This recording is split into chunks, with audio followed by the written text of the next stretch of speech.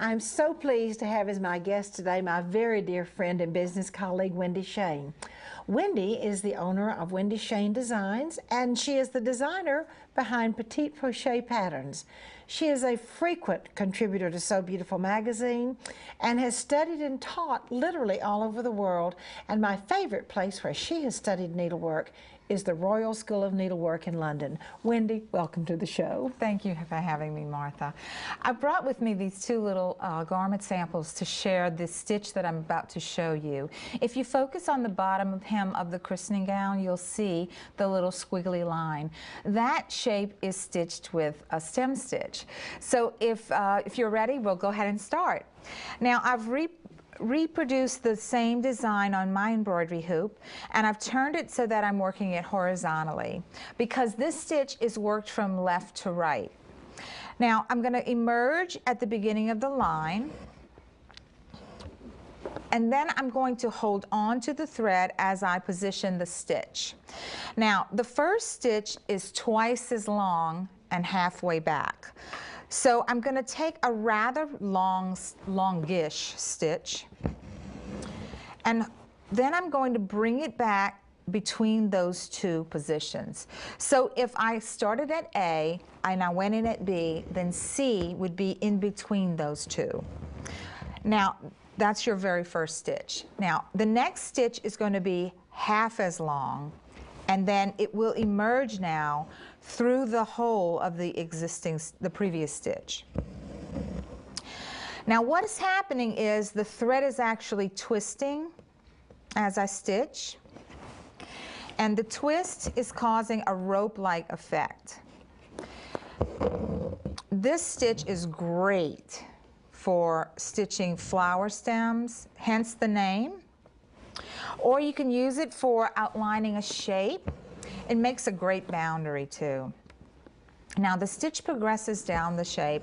Remember to keep your stitch length evenly spaced, your tension nice and firm but not too firm. I prefer stitches that are on the tight side. I just think that it makes the threads that on the fabric look a little more refined, and as long as the fabric is securely in the hoop, you can get away with it. If your fabric is slack, then you have a problem. So make sure that you have a nice hoop that is well tightened and your fabric is inserted correctly. Now you're going to go ahead and complete the stitch by stitching all the way to the end, and then when you get to the end, you can work along the back side of the stitch and then complete your lazy daisy leaves. Now we're going to do lazy daisy flowers in another segment, but let me go ahead and show you how a lazy daisy stitch is worked. You'll come out at the tip of the leaf, and let's say that position is A.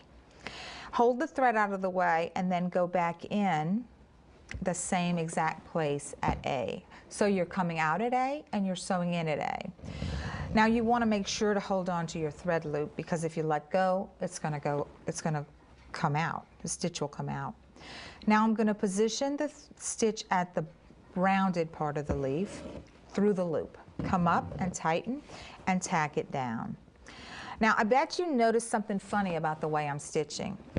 What I'm doing is I'm actually stitching the stitches in two steps. I'm going in one and out on two.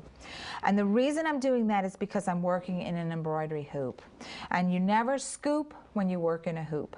And normally when you're doing a stitch where you're sewing in and out in one motion, you're working it over your finger. So let me show you what the completed stem will look like. Let me grab my hoop from over here. Now this is what it looks like. If you can look at this, you'll see that it has a nice rope-like appearance. So I'm going to turn the hoop around because I want to show you how to tie it off. On the back side, you have a very evenly spaced back stitch. This is correct. So the reverse of a stem stitch is a back stitch. Now, what I'm going to do is I'm going to take my needle and bring the thread tail into the first stitch and then through the second stitch. Notice I'm going in two completely different directions. This is called weaving or trussing the stitch. This makes a very secure way of tying off without putting a knot.